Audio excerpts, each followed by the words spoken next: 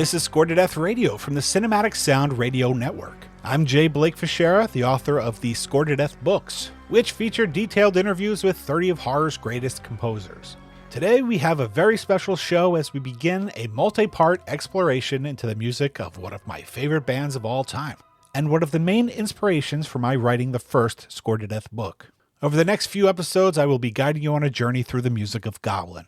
We will examine various aspects of their nearly 50-year career, starting with today's episode, which will explore their early years as a band and their film and television scores from 1975 to 1977. But my personal journey with the band began in the late 1990s, while I was still in my late teens. I attended a film school just outside of New York City. And though I didn't realize it at the time, because I was just a snot-nosed kid from the suburbs, there was a whole world of cinema I had yet to discover.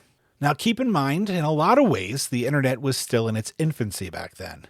eBay and Amazon were still fairly new, and the only social media was message boards and chat rooms. So access to films and music wasn't anything like it is today. DVDs weren't really a thing, and I didn't even own my own computer. I had to go to the college library to surf the web. But I was in a fairly arty film school. For the first time, I was surrounded by people who were equally as passionate about cinema as I was. And I lived 30 minutes north of New York City and 30 minutes east of one of the greatest video stores of all time, the now closed Paramount Pictures. And it was during this time that I fully immersed myself in all things cinema, including horror, and especially Italian horror. I fell madly in love with the films of Lucio Fulci and Dario Argento, and through them discovered the music of Fabio Frizzi and Goblin. And sure, if you were lucky, you might find one of the DRG Records classic Italian soundtracks compilation CDs in a record store. But that was rare, and finding full Italian horror movie soundtracks took hunting in New York City record stores, at horror conventions, and on the web. It took finding people on message boards online and physically trading blank cassettes and later CDRs through the mail, or just plain ordering CDs directly from Italy. Using money orders because I didn't have a credit card yet, which was costly, especially for a poor college student like me. It was a tough hobby, or maybe I should say addiction, to have in those days. But I was in love with the films and music of a faraway land, and all the hard work was worth it.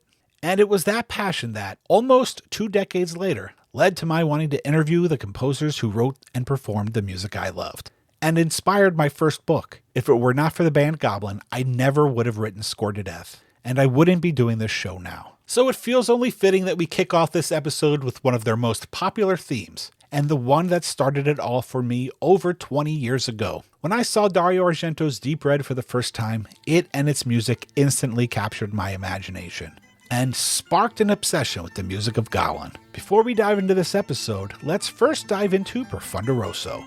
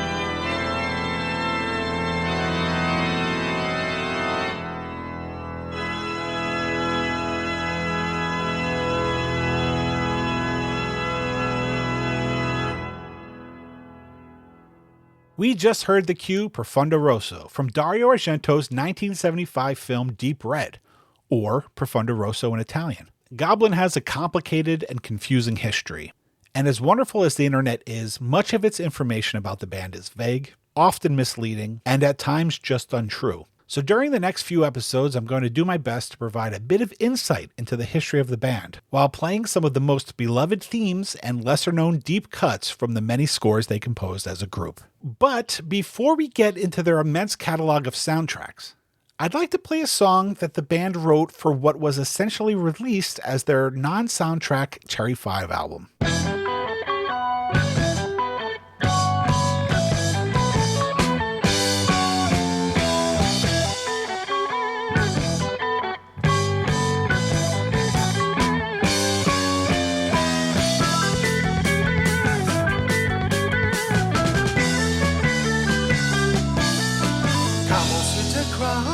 Dragonflies and bees here.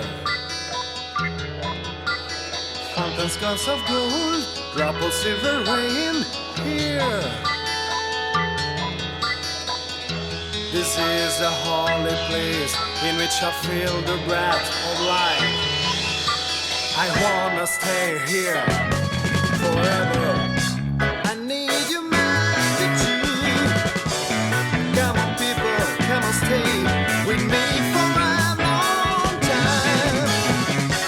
And you will know the meaning of a golden age. And the trouble soon become a treasury rose. My little brown land just on my heart. My little brown land don't fade away.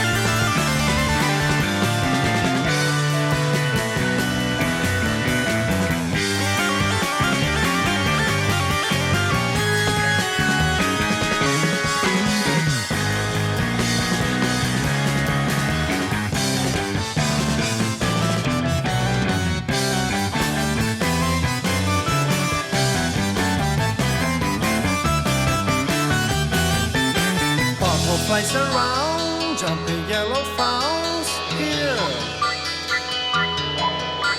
Speaking crocodiles, flying cats in skies here. This is a holy place in which I feel the breath of life.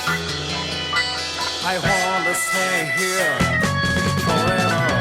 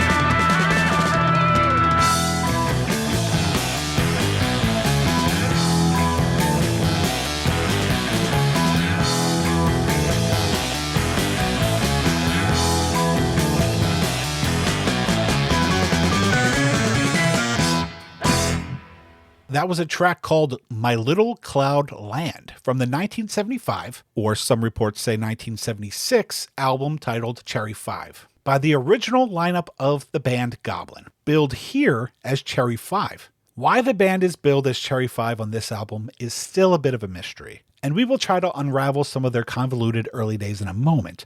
But first, I wanted to explain why I chose this song. In 1974, the band makes a brief cameo playing this song in an Italian drama called La Notata. Oddly, the scene excludes lead singer Tony Tartarini, and instead shows bassist Fabio Pignatelli lip-syncing the lyrics. Historically, this appearance is significant because it is a year before both the Cherry 5 album gets released and the band finds success with their score for Dario Argento's Deep Red. Additionally, with the film containing various shots of posters featuring Pignatelli's face above the word Goblin, it is likely the first public document of the band using that name. So even before they started scoring films, they were involved in film. Before we get into more music, let's dive a bit into how the band formed, got the name Goblin, and began working on film scores. I had the great honor of interviewing keyboardist, composer, and one of the founding members of Goblin, Claudio Simonetti, as well as on-again, off-again member and keyboardist Maurizio Guarini for the first Score to Death book.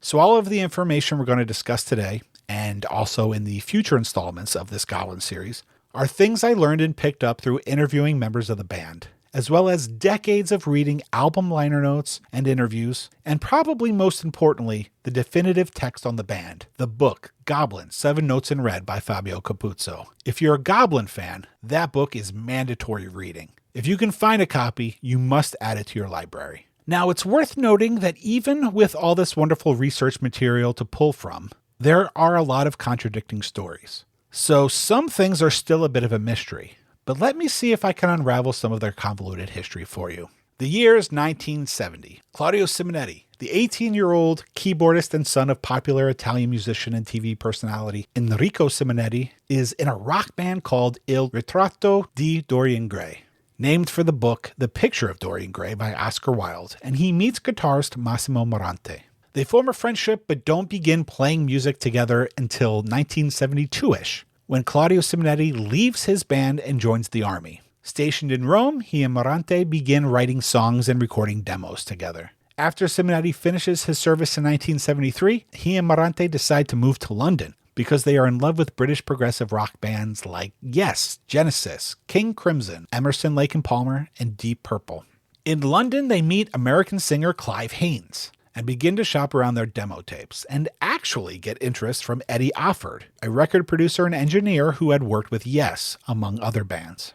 This part of the story is a little confusing, but from what I can gather, Offord is interested in their demos, but he wants to audition them as a band. So Simonetti, Morante, and Clive Haynes return to Italy with a plan to find a rhythm section, hone their material, and return to London for an audition.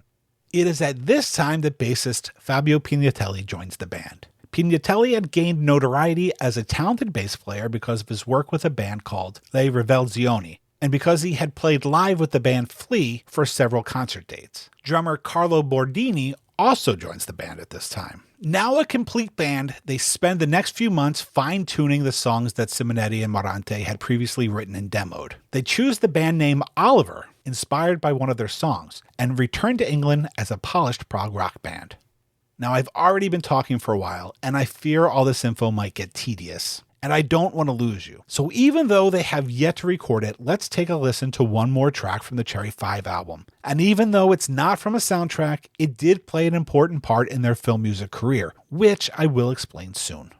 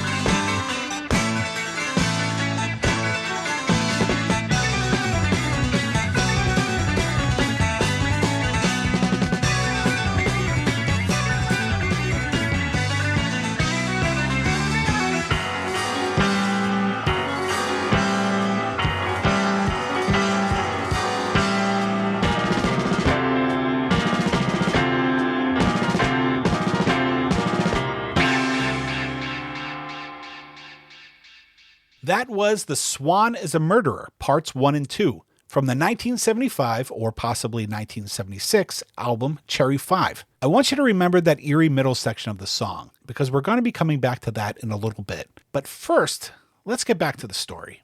Upon entering England, Customs commandeers all their music gear. The band pays a large sum of money to get it back, and in the process, Pignatelli's bass is stolen. They rent a flat, secure a theater as a rehearsal space, and begin the long and hard journey of trying to gain some traction as a band in London. They do manage to get in touch with Eddie Offord, who does come to the theater to hear them play. Reportedly, he likes what he hears and wants to work with them, but can't because he has plans to go on tour with Yes. He suggests that they make a new demo tape with the full band and shop it around, so the guys pay for studio time, record a new demo, and begin sending it to record labels. But sadly, after a few months and only a handful of shows under their belts, they return to Italy defeated. Luckily, Simonetti's dad is in the biz and has been recording film scores. He introduces the band, still called Oliver, to Carlo Bixio, the founder and head of Cinevox Records. Bixio likes the demo, wants to record the band, but since Cinevox is at that time only a soundtrack label, he doesn't commit to releasing it on any specific date.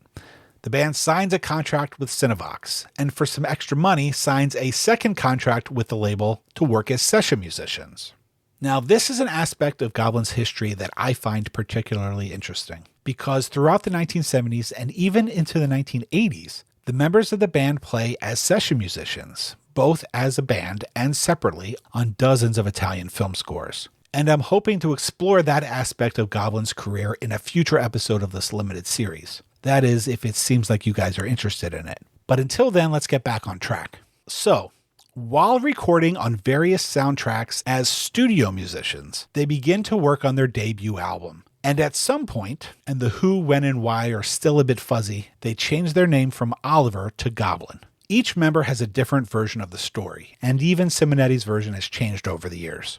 The stories vary from that it was chosen almost at random from an English language dictionary to that it was inspired by the Goblin's Manufactory, which was a family of dyers known for their tapestry work in the late 1600s. But what Claudio told me is that people at the record label chose the new name.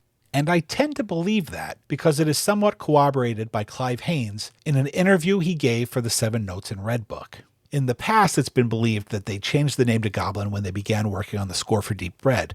But again, their appearance in La Notata is proof that it happened at some point before then, in 1974. They begin recording their debut album in April of 1974, but for some reason, Cinevox is unhappy with Clive Haynes' vocals, and the label fires him from the band. He couch surfs in Italy for a while until he and his wife raise enough money to return to England. Tony Tartarini becomes the new singer, and he replaces Haynes' vocals on the previously recorded tracks. The album is finally complete in June of 1974, and Cinevox, unsure what to do with it, shelves it. In December of 1974, drummer Carlo Bordini leaves the band for reasons that are unclear, but I would imagine it had a lot to do with the uncertain future of the band and the album at Cinevox. He is replaced by Walter Martino, who is a friend of Claudio Simonetti's and the former drummer of Simonetti's previous band, Il Ritratto di Dorian Gray. Meanwhile, Italian cinema's boy genius, Dario Argento, who had found great success by breathing new life into the Italian murder mystery horror genre giallo with his 1970 film The Bird with Crystal Plumage, is hard at work on a secretive new film that finds him returning to the genre that made him famous, after the lackluster performance of his 1973 dramedy 5 Days in Milan. To score his new film, he hires Giorgio Gasolini, an accomplished jazz musician and film composer who Dario Argento had enjoyed working with on his previous film. Unfortunately, Argento is unhappy with a lot of the music that Gasolini is composing and feels that his new masterpiece needs something with a harder edge. He tells his colleague, Cinevox's Carlo Bixio, that he wants Pink Floyd to record the score. Now, depending on which story you go by, either Pink Floyd is unavailable, or Bixio tells Argento something along the lines of, "Why hire a British band to record an Italian score when Italy has great rock bands too?" Bixio plays Argento the unreleased Oliver Goblin Cherry 5 record, and Argento loves it. He is specifically drawn to the eerie middle section of a song called The Swan is a Murderer. Do you guys remember that song?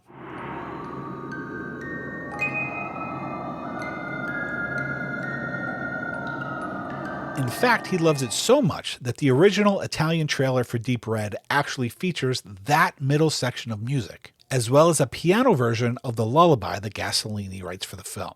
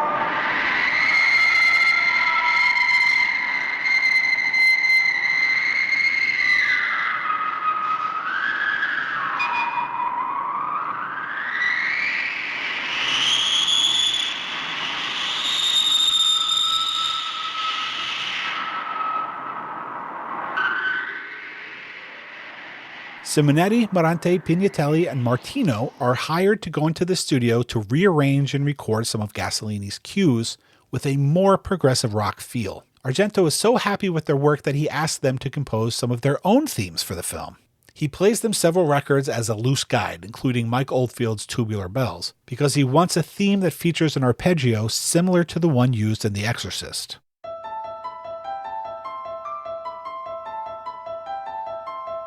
With the film's release date approaching, the band is given only a few days to write and record the cues that become known as the main theme, Profondo Rosso, which we heard earlier on the show, as well as Death Dies and Mad Puppet. On a side note, I asked Claudio Simonetti if he was familiar with Argento's previous films when they met, and he enthusiastically said yes, explaining that he had seen Argento's first film, The Bird with Crystal Plumage, when it came out in 1970, and that he was a big fan. I think that for people outside of Italy, it is difficult to understand how big Dario Argento was, and still is for that matter. Claudio equated it to Steven Spielberg asking a bunch of 20-year-old kids to score a movie. And I've heard the Spielberg comparison from even non-horror fans who are from Italy. So I feel like it's worth emphasizing just how big of a deal and life-changing moment this was for these guys.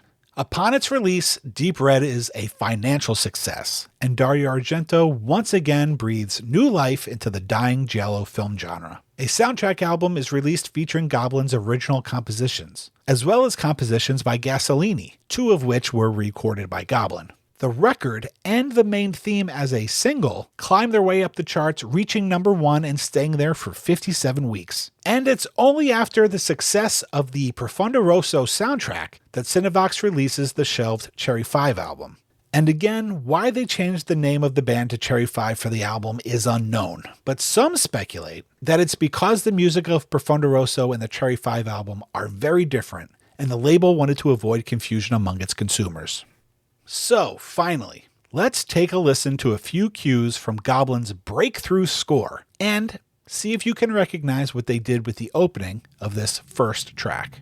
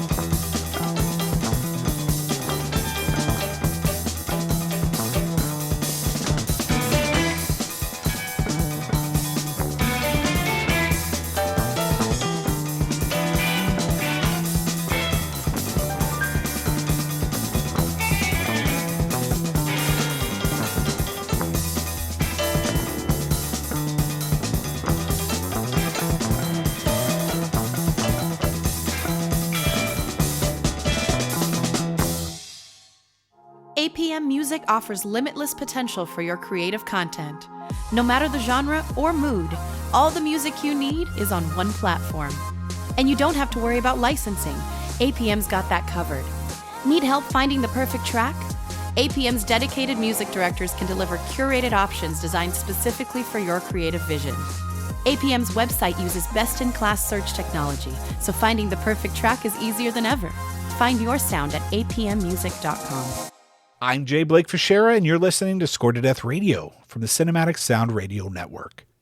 We just heard Wild Sessions and Deep Shadows, written by Giorgio Gasolini and arranged and recorded by Goblin, and Death Dies, composed and recorded by Goblin, from the score from Dario Argento's 1975 film Deep Red, otherwise known as Profondo Rosso. As you heard, they replicated that middle section of The Swan is a Murderer for the opening of Wild Sessions. If I'm not mistaken, the music box melody is actually from a music box that Simonetti had since childhood.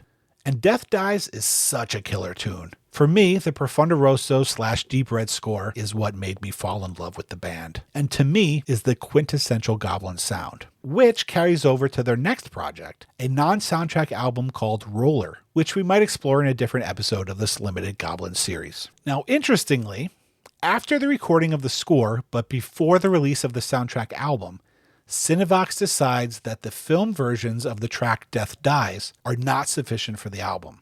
I'm guessing because of length, and tells the band to record a new version. By this time, Simonetti and Martino have already started a side project, a trio with bassist Stefano Seri called, and don't quote me on this because I'm unable to find any info that I find 100% reliable, Secondo Generazione. And they decide that doing a radio appearance with their new trio is more important than re-recording a cue for the Profondo Rosso soundtrack. Missing one half of their instrumentation, Morante and Pignatelli bring in drummer Agostino Marangolo and his brother, multi-instrumentalist Antonio, both ex-members of the band Flea, to do the session. For some reason, this causes tension in the band, and Simonetti and Martino leave Goblin. With a hit record out, Morante and Pignatelli, and I assume also Cinevox, want to take advantage of their recent success and get out onto the road to play live. So keyboardist Maurizio Guarini and drummer David Walter are brought on board. Simonetti, allegedly not seeing a future in his new trio, asks to be let back into Goblin. And a few weeks later, David Walter is replaced with Agostino Marangolo. Walter Martino goes on to join the band Libra. This 1975 and 1976 lineup of Goblin, consisting of Simonetti, Morante, Guarini, Pignatelli, and Marangolo, is, in my opinion, probably their strongest. This quintet didn't end up recording a lot, but they did record a non-soundtrack album called Roller, which just might be one of my Desert Island discs. It is also this lineup that recorded music for a Giallo-themed game show called Chai? Even after reading a description of the show, I still am not totally sure what it is and how it worked, but apparently it was somehow tied into the National Lottery and it sounds awesome. Let's take a listen to two pieces of music from the show.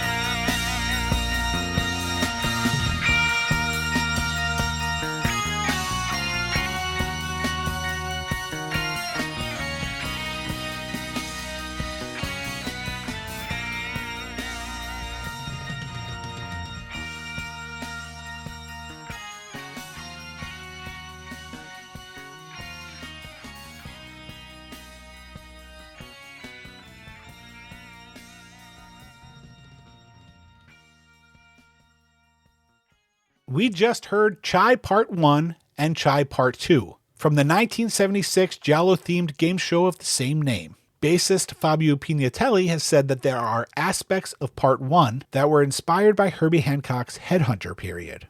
Goblin's next project is likely their most popular. In the spring of 1976, while recording the Roller album, Dario Argento asks the band to score his upcoming film, a stylistic giallo fantastico called Suspiria. Unlike their rushed experience on the Deep Red score, Goblin are brought in very early into the process and are given several months and a sizable budget to compose and record the score. They even visit the set and begin creating music before the filming is completed.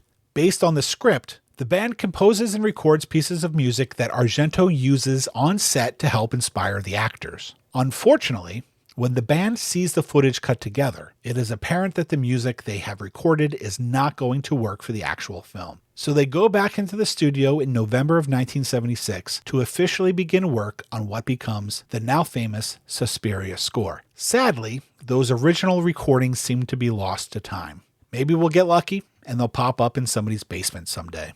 Just a few days into recording, keyboardist Maurizio Guarini gets in a disagreement with the band and leaves. The remaining 4 members spend the next 3 months constructing a score that features vocals, synthesizers, a primitive sequencer, and regional acoustic instruments from Greece and India, and combines rock, classical, folk, and even musique concrète, resulting in a score that is a sonic assault on its listeners and creates an unsettling atmosphere that remains totally unique to cinema even to this day.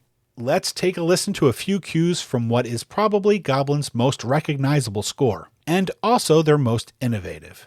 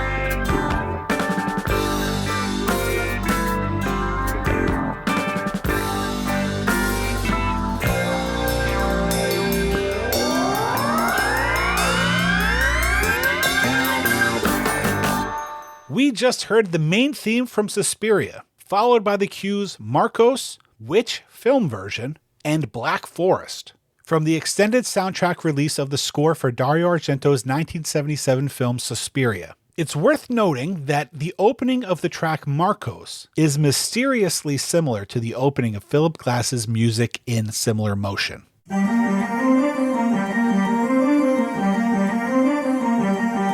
Though it's unclear whether or not Goblin intentionally aped it or if it's just a coincidence. One of the directions Argento gave the band was that he wanted a score that made the audience feel the presence of the witches even when they were not on screen. And Simonetti's creepy vocals during the main theme does it brilliantly, but no cue embodies that direction more than Witch, with its howling vocals and synth-augmented choral tones. Black Forest is a track that actually doesn't appear in the film, but instead was inspired by it, and likely recorded for the soundtrack album only to pad out its running time. It also features some saxophone, performed by Agostino Marangolo's brother Antonio, who, as previously mentioned, played keyboards on the track Death Dies on the Profondo Rosso soundtrack album. Coming off a few successes, Goblin is in demand and is hired by producer Galliano Giusso to craft a score for a crime thriller titled La Via della Droga, otherwise known as The Heroin Busters, directed by Enzo Z. Castellari, who would later go on to direct a string of wonderful Mad Max and Escape from New York knockoffs in the 1980s. It's actually one of the band's most prolific scores up to that point, and also one of their lesser known. So let's take a listen to a handful of cues from La Via della Droga.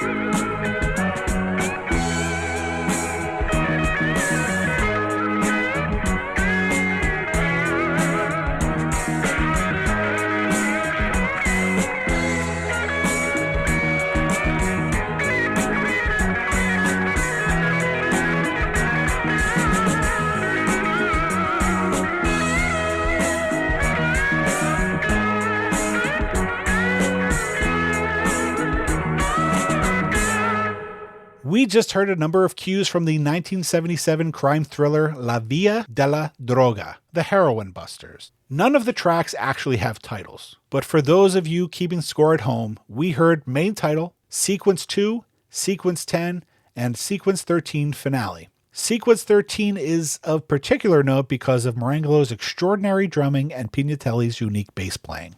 Unfortunately, we may have only scratched the surface today, but we are also out of time. And I've given you a lot of information to digest. Now that we've gotten through a lot of the early history of the band, I promise the next few episodes will definitely be more music-oriented and not quite as talk-heavy as this one. So please tune in to the next episode of Scored to Death Radio to hear part 2 of this limited series about the band Goblin, when we will explore the next chapter in this extraordinary band's soundtrack history, and take a look at and listen to their scores for George A. Romero's Dawn of the Dead, Boyo Omega, and more. If you'd like to see a full track list for this and every episode of Scored to Death Radio, head over to the episodes page at cinematicsound.net. If you want to keep up with all things Scored to Death, you can follow me on Twitter, Facebook, and Instagram at Scored to Death. And if you'd like to check out my in-depth interviews with Claudio Simonetti, Maurizio Guarini, and 28 other amazing film music composers, please pick up copies of my books, Scored to Death, Conversations with Some of Horror's Greatest Composers, and Scored to Death 2, More Conversations with Some of Horror's Greatest Composers, which are available in both paperback and ebook. I'm J. Blake Fichera, and you've been listening to Scored to Death Radio on the Cinematic Sound Radio Network. Thank you for listening.